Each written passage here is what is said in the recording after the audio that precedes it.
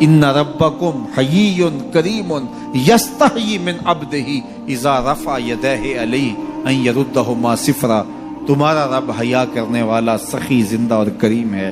بندے جب اس کے سامنے ہاتھ پھیلا کے دعا مانگتے ہیں، اللہ فرماتا ہے مجھے شرم آتی ہے ان کے اٹھے ہوئے ہاتھ خالی کیسے موڑ دوں.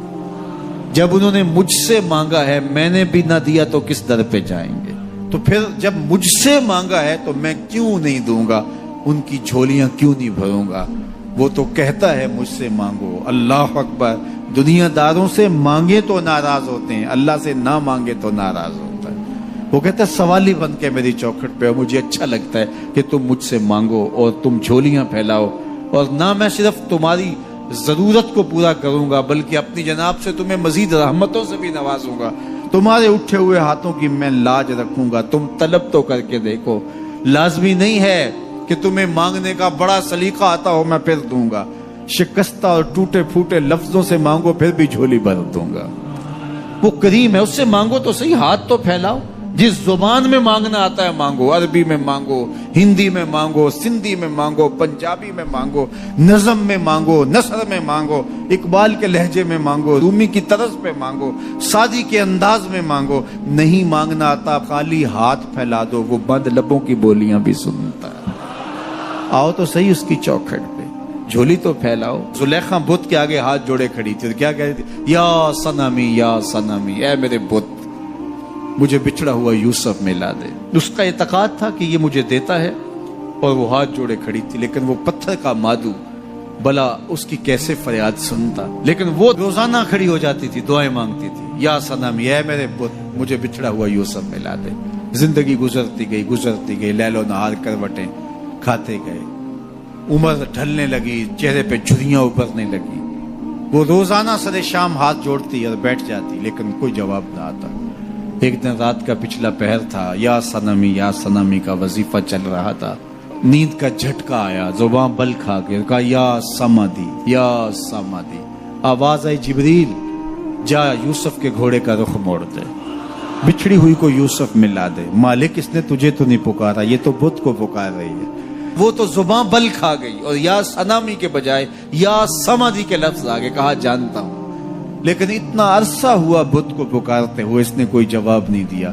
آج اس کے لبوں پہ میرا نام تو آیا ہے، جیسے بھی آیا ہے. اگر میں نے بھی نہ دیا، میرے اور بت میں فرق کیا ہوا؟ جا بچھڑی کو یوسف ملا دے. کوئی مانگے تو صحیح، کوئی ہاتھ تو پھیلائے. ہم تو مائل بکرم ہیں، کوئی سائل ہی نہیں. ہم تو مائل بکرم ہیں، کوئی سائل ہی نہیں. راہ دکھلائیں کسے، راہ رب منزل ہی نہیں. جلوائے طور تو موجود ہے، کوئی موسیٰ ہی نہیں. کوئی ہاتھ تو پھیلائے، کوئی جھولی تو پھیلائے، کوئی مانگے تو صحیح. دنیا والوں سے مانگے تو ناراض ہوتے ہیں، اللہ سے نہ مانگے تو ناراض ہوتے ہیں. دنیا والوں سے مانگنا ہو تو وقت دیکھنا پڑتا ہے. اب تو صاحب سو رہے ہوں گے، اب تو ناشتے کا وقت ہے، اب تو دفتر کی مصروفیت کا وقت ہے، فراغت کے لمحے ہوں گے تو بات کریں گے. تو کسی دنیا دار سے بات کرنا ہوتا ہے تو وقت دیکھنا پڑتا ہے. لیکن رب سے جب مرضی بات کرو، در رحمت کھلا ہوا پاؤ گے. لا تاخذہ سنۃ ولا نوم، نیند کیا اسے اونگ بھی نہیں آتی. جب بھی مانگو گے دستے کرم کشادہ پاؤ گے. جب بندے اس کے سامنے ہاتھ پھیلا کے مانگتے ہیں، اللہ فرماتا ہے مجھے شرم آتی ہے ان کے اٹھے ہوئے ہاتھ خالی کیسے موڑ دو. تو ہم بھی اللہ کے حضور دعائیں کرتے ہیں. اگر کسی کو وہاں جانا نصیب ہو تو وہ تو قبولیت کے بہترین لمحے ہیں. اور اگر نصیب نہیں بھی ہوتا تو 9 ذی الحج کو ہم یہیں کھڑے ہو کے کہتے ہیں مالک وہاں تو آ نہیں سکے، یہاں تو کھڑے ہیں. میرے مالک تو کرم فرما دے اور ہمارے صغائر کبائر سارے معاف فرما دے. تو 9 ذی الحج کا روزہ بھی رکھا جائے اور اللہ کے حضور دعائیں بھی مانگی جائیں. آپ جہاں بھی ہوں گے قبولیت ہوگی، اور اللہ قبولیت کو مزید 4 چاند لگانے کے لیے کسی دن اپنی چوکھٹ پہ بلا بھی لے گا. وہ کیا کسی نے کہا تھا کہ کام آخر جذبہ بے اختیار آ ہی گیا، کام آخر جذبہ بے اختیار آ ہی گیا، دل کچھ ہی صورت سے تڑپا ان کو پیار آ ہی گیا. تو ایک دن اللہ ہمیں اس سعادت کے لیے اپنی چوکھٹ پہ بھی بلائے گا. اللہ آپ سب کو بار بار حج بیت اللہ کی سعادت نصیب فرمائے.